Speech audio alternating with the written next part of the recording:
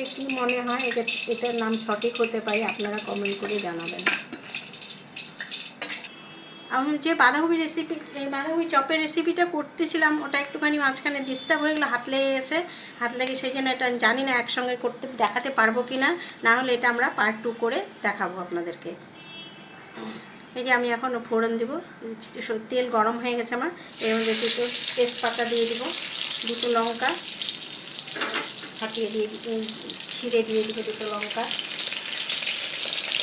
ভাজা ভাজা হবে।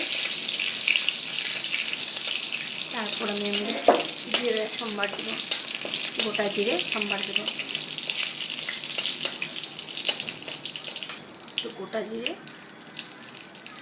ফোড়নে দিয়ে দিলাম। এটা একটু ভাজা ভাজা হলে তারপর আমি মশলাগুলো ভাজা করে নেব। আর এর মধ্যে আমি দেখুন আমি হচ্ছে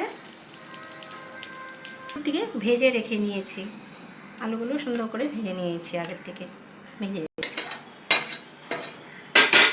এবার আমি এই যে টমেটো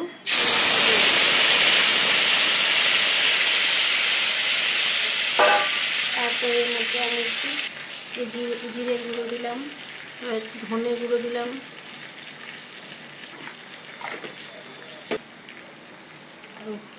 হলুদ, নুন, লঙ্কার গুঁড়ো,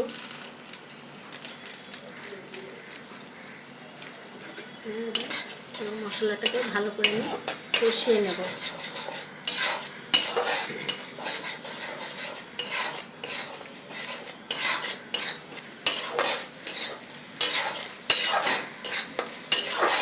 এবার কাঁচা লঙ্কাগুলো দিয়ে দিচ্ছি। মশলাটাকে কষানো হয়ে যাচ্ছে।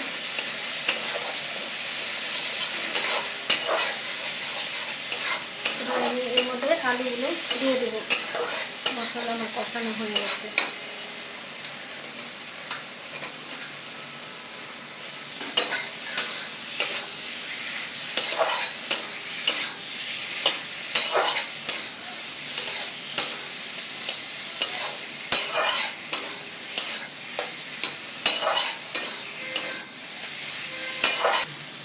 এবার আমি এর মধ্যে একটু গরম জল করাচ্ছি, গরম জলটা দিয়ে দিচ্ছি গ্রেভির জন্য।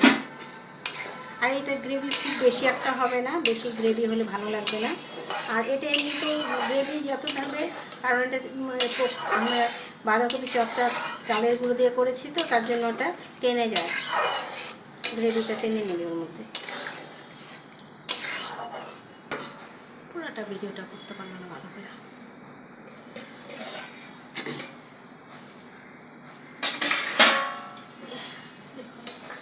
হয়ে গেছে, আলুগুলো সব সেদ্ধ হয়ে গেছে।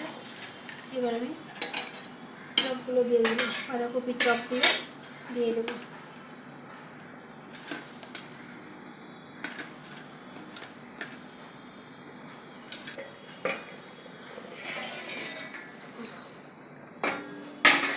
হয়ে গেছে।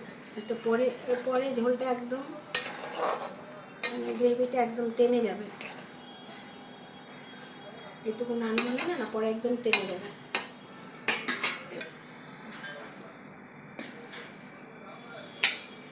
দেখো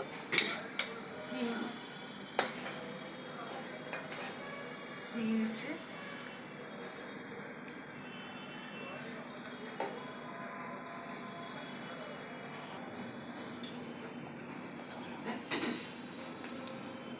দেখুন আমাদের বাঁধাকপি চপের গ্রেভিও হয়ে গেছে কমপ্লিট। এবার আপনারা দেখুন কেমন হয়েছে, কেমন লেগেছে। যদি খুব ভালো লেগে থাকে, আশা করি ভালো লাগার কথাই। আমার তো দেখে এখনই লোভ হচ্ছে, মনে হচ্ছে কতক্ষণে খাবো। আপনারা যদি খুব ভালো লেগে থাকে তাহলে সাবস্ক্রাইব করবেন, শেয়ার করবেন, লাইক করবেন, বেশি বেশি করে লাইক করবেন, শেয়ার করবেন। আর কেমন লেগেছে কমেন্ট করে জানাবেন, ভালো লাগলেও জানাবেন, খারাপ লাগলেও জানাবেন। নমস্কার।